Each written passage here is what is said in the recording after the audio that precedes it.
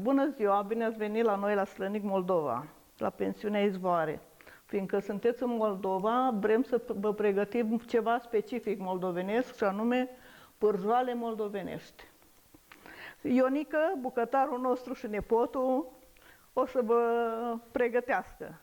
Noi am pregătit carne de porc și de vită, care a fost dată la robot, și Ionica o să vă pună ingredientele.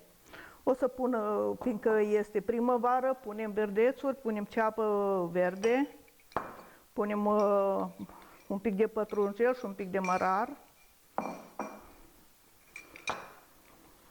usturoi,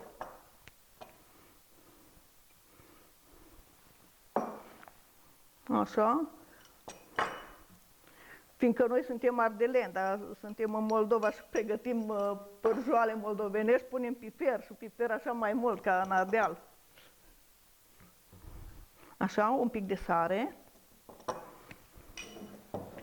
ouăle ca să lege,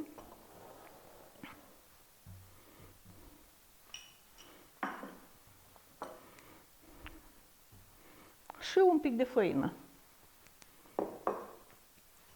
După care ele se amestecă frumos și se modelează.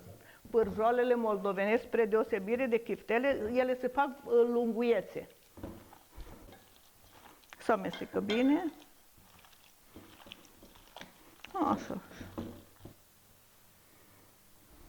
Are un pic de emoții, da? Asta este la început.